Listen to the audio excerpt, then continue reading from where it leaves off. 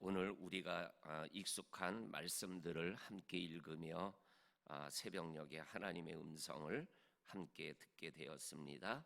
오늘 1절 말씀도 우리가 잘 아는 말씀이죠. 너희 목마른 자들아 물로 나와라. 돈 없는 자도 오라.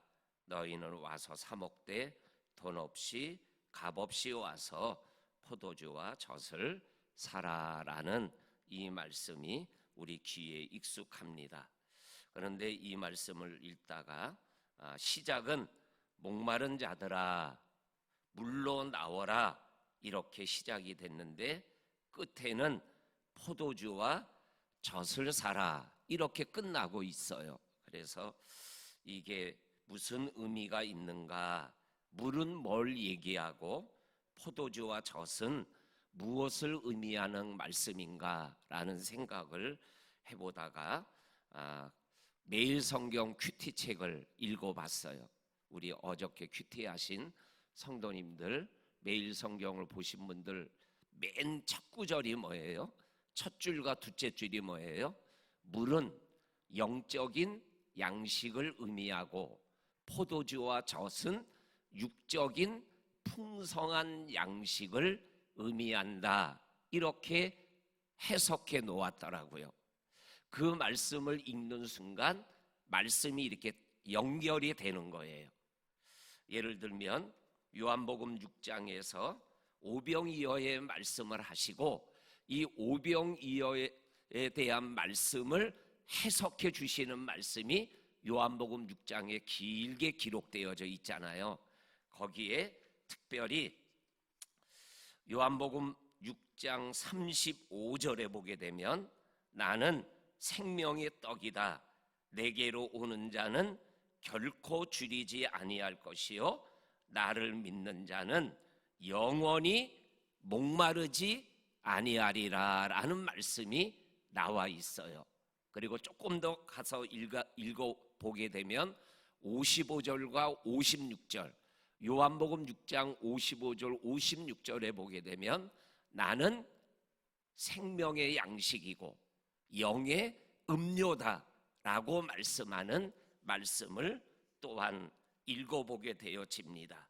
그리고 또한 우리가 아는 것처럼 마태복음 4장 4절에 보면 사람이 떡으로만 사는 게 아니라 하나님의 입에서 나오는 모든 말씀으로 사는 거다라는 말씀이 나오잖아요. 그러니까는 사람은 영의 양식과 육의 양식이 필요하다라는 겁니다. 그런데 오늘 목마른 자들아 물로 나와라 라는 이 말씀은 영의 양식을 의미하고 있는 거다. 그리고 이 말씀이 영의 양식이라는 것을 가장 대표적으로 말씀하는 말씀이 우리가 잘 아는 요한복음 4장에 나오는 사마리아 여인을 만나서 나에게 물을 좀 달라. 어찌 유대 남자가 사마리아 여자에게 물을 달라고 말을 걸어오느냐 라고 말을 할 때 물을 달라고 하는 내가 누구인 줄 알았다면 네가 나에게 생수를 달라고 그랬을 거다. 그러니까 사마리아 여인이 이 우물은 야곱이라는 조상이 준 건데 당신이 야곱보다 큽니까? 그러니까는 예수님이 하셨던 말씀 우리 기억나시죠? 요한복음 4장 13절과 14절 말씀. 이 물을 마시는 자는 다시 목마르거니와 내가 주는 물을 마시는 자는 영원히 목마르지 아니하리니 내가 주는 물은 그 속에서 솟아나는 생수가 되리라 이렇게 말씀하고 계시는 거죠. 그러니까 오늘 1절에 나오는 너희 모든 목마른 자들아 물로 나오라 라는 이 물이 누구를 얘기하는 거예요? 예수를 얘기하는 거죠. 그러니까는 너희 모든 목마른 자들아 예수님에게로 하나님에게로 나가라. 그러면 영혼의 목마름도 해결하고 그리고 포도주와 젖의 문제도 하나님이 해결해 주신다라고 말씀하고 있는 것이죠. 근데 이 순서가 포도주와 젖이 먼저가 아니라 뭐가 먼저예요? 물이 먼저예요. 영혼이 잘된 같이 범사가 잘되고 강건하기를 내가 원하노라라는 이 영혼의 문제가 육신의 문제보다 우선이라는 거죠. 그래서 성경을 쭉 읽어나가다 보면 육신의 문제를 가지고 나오는 사람들에게 육신의 문제를 해결하기 전에 영의 문제를 해결해 주고 육의 문제를 해결해 주는 예수님의 모습들이 복음서에 보면 얼마나 많이 나오는지 몰라요.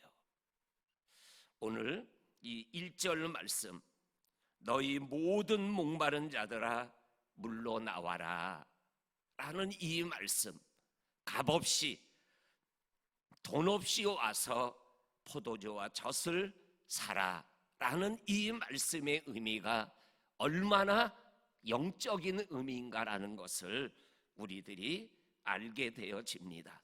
여기에서 시작이 뭐예요? 오호라. 이 오호라라는 의미는 뭐예요? 좀 부정적인 의미가 있죠. 목마른 자들이 있는데 물이 있는데 물가로 나오지를 못하는 거예요. 그래서 오늘 본문 1절에만 나오라, 와라 라는 말씀이 4번이나 반복되어지고 있는 것을 우리가 금방 확인하게 되어집니다. 그리고 오늘 우리가 읽은 말씀에 여호와에게로 돌아오라, 돌아오라, 돌아오라는 말씀이 또 계속해서 반복해서 나오고 있는 말씀이 나와요. 그러니까 이 돌아오라는 이 말씀 속에는 1절의 의미가 담겨져 있는 거죠. 목마른 자들아, 너의 목마름을 영원히 해결해 주실 하나님에게로 돌아오라. 그러면 너희들의 이 목마름의 문제가 해결될 것이다.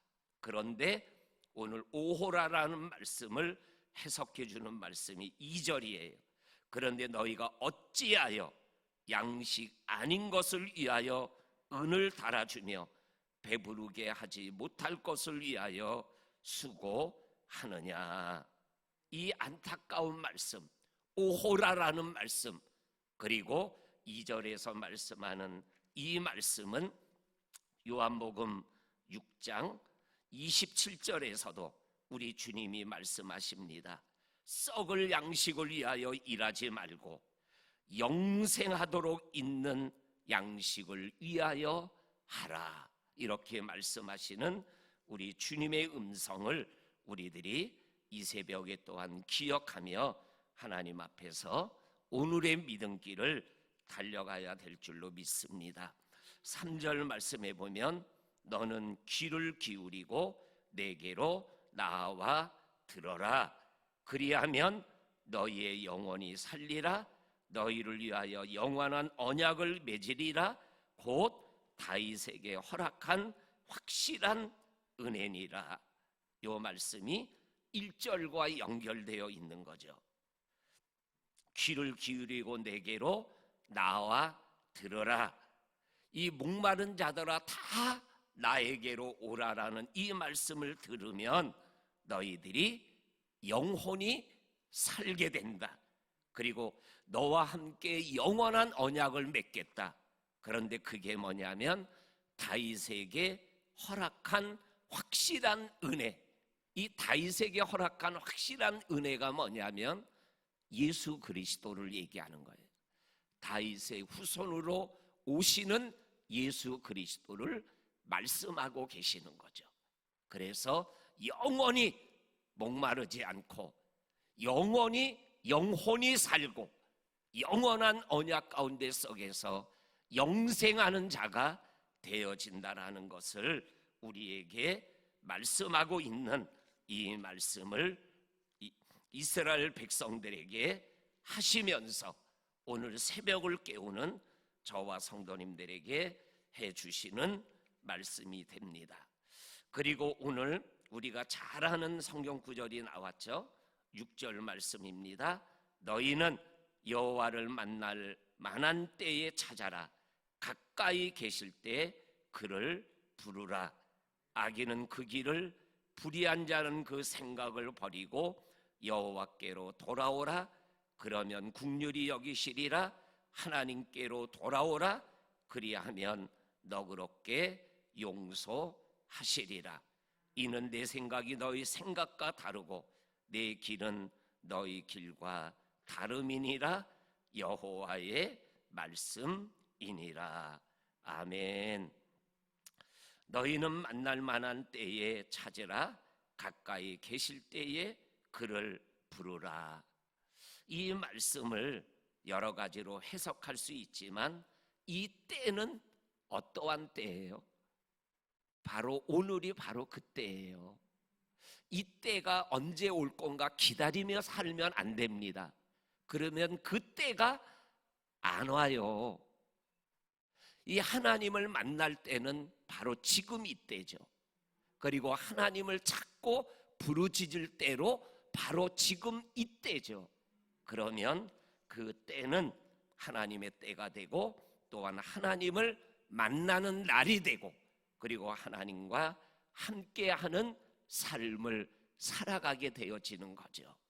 우리 성도님들, 이 말씀을 그래 나는 아직 하나님을 만날 만한 때가 안 됐어.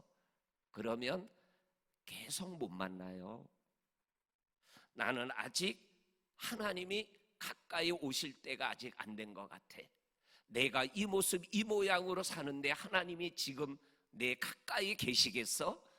그러면 하나님 절대로 가까이 있는 것을 느끼지 못합니다. 바로 이 날이 지금 이 시간이 지금 이 새벽이 바로 하나님을 만날 수 있는 바로 그때고 하나님을 부르짖을 수 있는 바로 그때라는 것을 알고 믿음의 길을 걸어가는 저와 성도님들이 되시기를 주의 이름으로 축원합니다. 그런데 찾고 가까이 가는 그러한 조건이 있어요. 그게 뭐냐면 7절에 나오는 악인은 그 길을, 불의한 자는 그 생각을 버리고 하나님께로 돌아가는 겁니다. 그러면 긍휼히 여기시고 너그럽게 여기셔서 우리의 삶을 책임지시는 하나님을 경험하게 된다라는 것입니다. 요 7절에 나오는 악인의 그 길, 불의한 자의 그 생각은 오늘 이 말씀을 처음 듣는 이스라엘 백성들로 표현하면 뭐냐면 자기가 믿는 하나님의 나라가 망했으니 이제는 우리나라를 멸망시킨 바벨론의 신 느고와 벨을 믿자라고 생각하며 우상의 길을 걸어가는 길을 버리라는 거예요. 그리고 또 이스라엘 백성의 말로 표현하면 그 생각들, 이제는 하나님이 우리를 버리셨어. 하나님이 우리를 더 이상 어떻게 하시지 않으실 거야 라는 생각을 버리라는 거예요. 그리고 하나님에게로 돌아오면 하나님이 다 함께하여 주신다라는 것입니다. 오늘 우리의 생각 그리고 우리의 길이 하나님의 길과 다르다라고 말씀하고 9절에서는 하나님의 생각이 너희의 생각보다 나의 생각보다 높고 크다라고 말씀하고 계셔요. 그래서 오늘 이 8절과 9절 말씀을 묵상하다가 오늘 찬송가 425장을 선택하게 됐습니다. 주님의 뜻을 이루는 것이 내 뜻을 이루는 것보다 크고 옳고 바르고 복된 길인 것을 믿으시기를 바랍니다. 아멘. 그리고 마지막 11절 말씀에 보면 10절과 11절이 연결되는데 10절은 11절을 설명하는 말씀입니다. 10절부터 읽어드립니다. 이는 비와 눈이 하늘로부터 내려서 그리로 되돌아가지 아니하고 땅을 적셔서 소출이 나게 하고 싹이 나게 하고 파종하는 자에게 종자를 주어 먹는 자에게는 양식을 줌과 같이 내 입에서 나가는 말도 이와 같이 헛되이 내게로 되돌아오지 아니하고 나의 기뻐하시는 뜻을 이루며 내가 보낸 일에 형통함이 되느니라. 아멘. 하나님의 입에서 나오는 말은 헛되이 돌아오는 게 하나도 없다. 반드시 뭐예요? 이루어진다라는 이 말씀을 붙잡고 말씀의 사람으로 살아가는 우리 모두가 되기를 주의 이름으로 간절히 축원합니다. 아멘. 하나님, 오늘도 우리가 이사야 55장에 있는 귀한 말씀, 영적인 말씀, 복음적인 말씀을 함께 나누며 하루를 시작합니다. 우리의 악한 길을 버리고 우리의 불의한 생각을 버리고 하나님께로 돌아와 하나님이 주시는 은혜를 누리며 살아가는 우리들 모두가 되게 하여 주옵소서. 예수님 이름으로 기도하옵나이다. 아멘.